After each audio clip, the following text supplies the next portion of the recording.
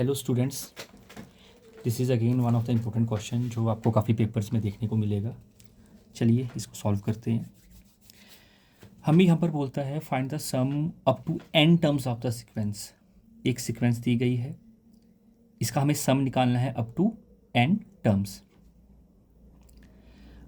अब इस टाइप के क्वेश्चन को कैसे किया जाएगा थोड़ा ध्यान से देखिएगा।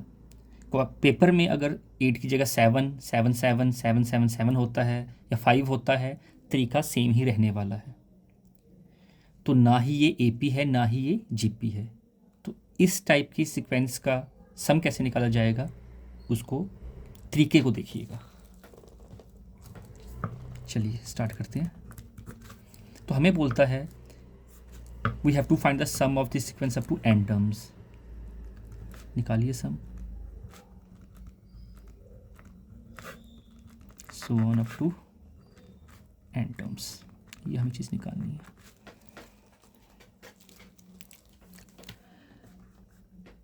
अब मैं करता हूँ यहाँ से 8 बाहर निकाल लेता हूँ, तो this becomes 1 + 1 1 + 1 1 1 to n terms.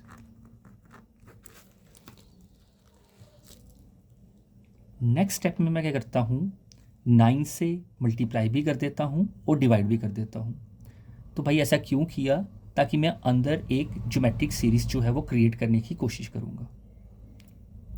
इस वे को आप याद रखिएगा, और इस टाइप का कोई भी आपके पास सीक्वेंस दिखाई देती है वहाँ पर आप इस तरीके को अप्लाई कर सकते हो।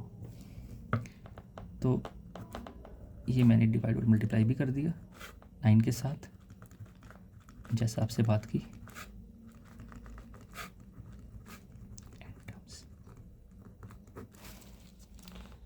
और अब मैं इस 9 को अंदर ट्रांसफ़र कर देता हूँ। This is 9, this is 99, 9 up to n terms. This is 8/9 as it is. 9 को हम लिख सकते हैं 10 - 1, कोई इशू नहीं है। 99 को मैं लिख सकता हूँ 10² - 1, कोई दिक्कत नहीं। 10² इज़ 100, 100 - 1 इज़ 99। और वैसे ही इसको मैं लिख दूंगा 10³ - 1 अप टू n टर्म्स।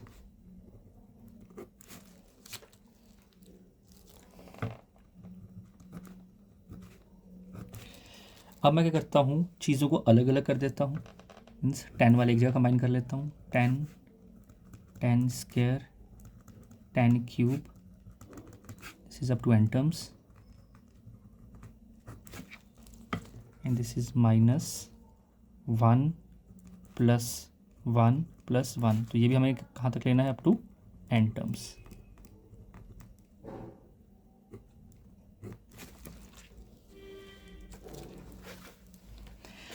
अब यहाँ पर आप एक चीज़ देखेंगे, यहाँ पे मेरे पास GP की फॉर्मेशन हो रही है। ठीक है, यहाँ पर मेरे पास GP की फॉर्मेशन हो रही है। तो यहाँ पर मैं GP का सम का फॉर्मूला अप्लाई करूँगा, sum of n terms of GP। तो ये फॉर्मूला भी याद रख लीजिएगा, sum of n terms of GP। क्या फॉर्मूला है हमारे पास, A × Rn-1 अपॉन R-1, जहाँ पर A है आपके पास फर्स्ट टर्म, A जो होती है आपके पास फर्स्ट टर्म होती है, and R is the common ratio, तो आप देख सकते हैं यहाँ पर जो फर्स्ट टर्म है वो 10 ही है। और कॉमन रेशियो हम कैसे निकालते हैं GP में, कि किसी को भी पकड़िए और पीछे वाले से डिवाइड कर दीजिए। तो 10² को 10 से डिवाइड करूँगा तो 10 ही आएगा, 10³ को 10² से डिवाइड करूँगा तो 10 ही आएगा। तो इसमें आपके पास A भी 10 है और R भी 10 है। आई होप ये बात आप लोगों को समझ आ गई होगी। तो यहाँ पर मैं GP का फॉर्मूला अप्लाई कर देता हूँ, sum of n terms of GP। A तो मेरा 10 ही है, R भी मेरे पास 10 ही है, मेरे पास कॉमन रेशियो, -1 अपॉन 10 - 1 माइनस। अब मेरे पास यहाँ पर 1 जो है वो n बार ऐड हो रहा है। तो 1 अगर 2 बार ऐड हो तो answer is simply 2, 3 bar add हो रहा है तो आंसर इज सिंपली 3, 1 अगर 4 बार ऐड हो रहा है तो आंसर इज सिंपली 4। 1 अगर n बार ऐड हो रहा है तो आंसर इज सिंपली n। तो this is n, this is 8/9, 10 into 10n-1 upon 9 minus n। तो ये मेरे पास बच्चे यहाँ पर आंसर निकल चुका है। थोड़ा सा सिंप्लीफाई करना चाहे तो हम और कर सकते हैं। दिस इज 8/9, 10 को मल्टीप्लाई कर दीजिए अंदर, 10 की पावर n+1 है ना, 10 की पावर 1 है। जब इसे मल्टीप्लाई किया, bases are same, powers are added, minus this is 10 upon 9 minus n, this is 8/9, 10n+1 minus 10 minus 9n upon 9, and this is 8 upon 9 9s are 81, 10n+1 minus 10 minus 9n, this is your answer। तो I hope students ये question भी आपको समझ आया होगा, इसको करने का तरीका आपको समझ आया होगा। अगर आपने किया है तो आप लोगों को ये क्वेश्चन रिवाइज हो गया होगा।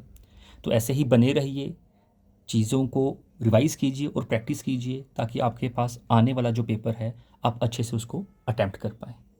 Thank you for your cooperation.